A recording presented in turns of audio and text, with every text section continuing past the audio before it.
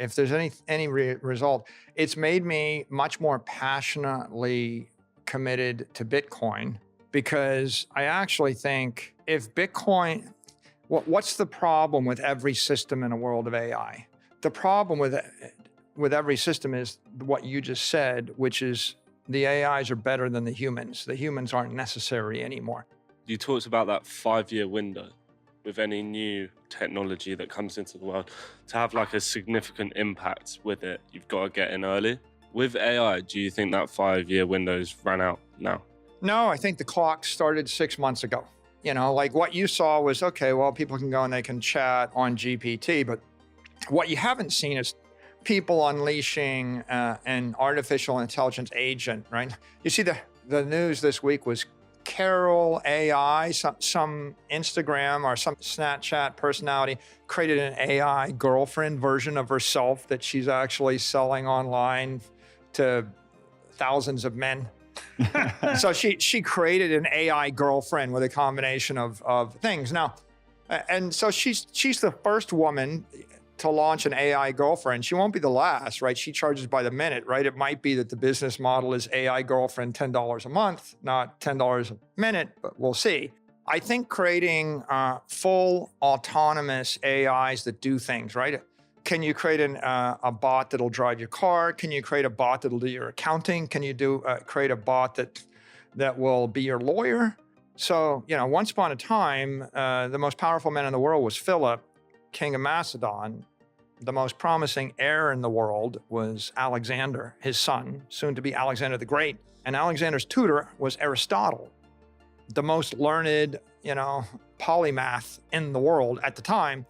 It's not often that you get the smartest person in the world to be your personal tutor, but now everybody can have the smartest person in the world, maybe. It's coming. So with regard to AI, I think you've got like 60 months. And in those 60 months, people are going to chip away at that. Sometime, it might be you've got 10 years on certain things, but this is the decade where people are going to create extraordinary things. I'm sure there'll be a girl, you know, I mean, look at the Kardashians. Could you imagine the Kardashians being billionaires 40 years ago? In the era of People magazine, it was the magazine and it was Entertainment Tonight that monetized your celebrity, and they kept all the money. And the Kardashians were possible because social media platforms allowed them to own their own brand and monetize their own celebrity. But imagine what happens if you can convert yourself and you can do something for me. Well, maybe you can create an AI that can do that thing for 1 million people at the same time. Okay, so what will it be? I don't know, but I think you should pay attention and think real hard. And generally what happens is again, you notice how like octogenarians don't really embrace, you know, new ideas as enthusiastically as 20-somethings and teenagers.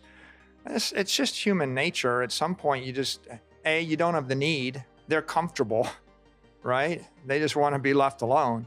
And then B, they don't have the kind of neuroplasticity.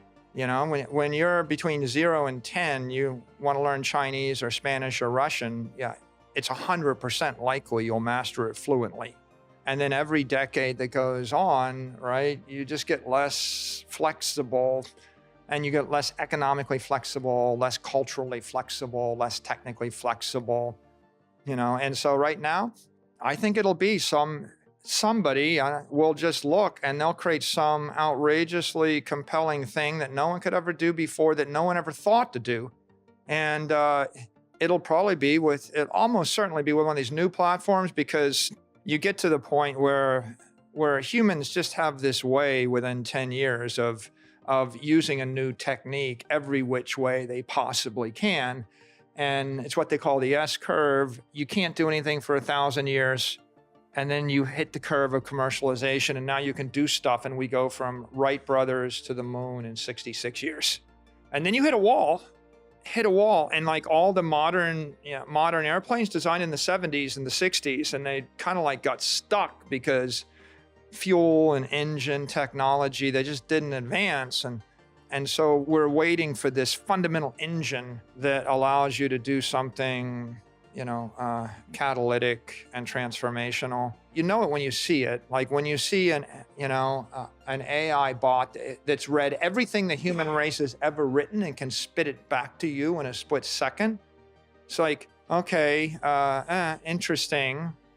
You got to internalize that. There's a few other things, right? Like, there's certain types of chips that are interesting. The Unreal Engine, when I look at that, I think someone can create a world that's getting close to the real world. Yeah.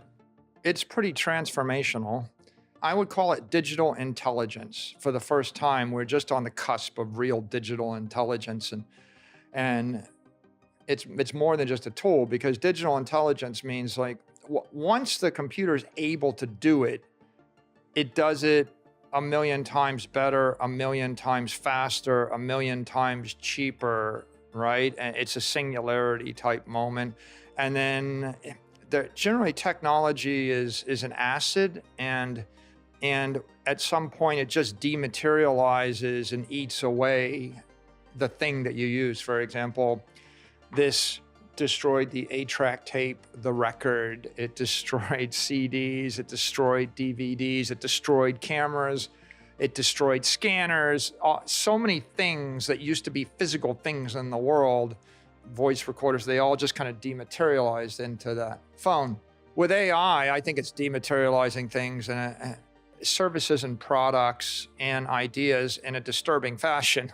Saylor expresses concerns about the possibility of AI infiltrating key technology companies and manipulating software updates to cause disruptive actions like financial corruption or even war. He believes that AI's superior intelligence compared to humans makes systems with human involvement vulnerable.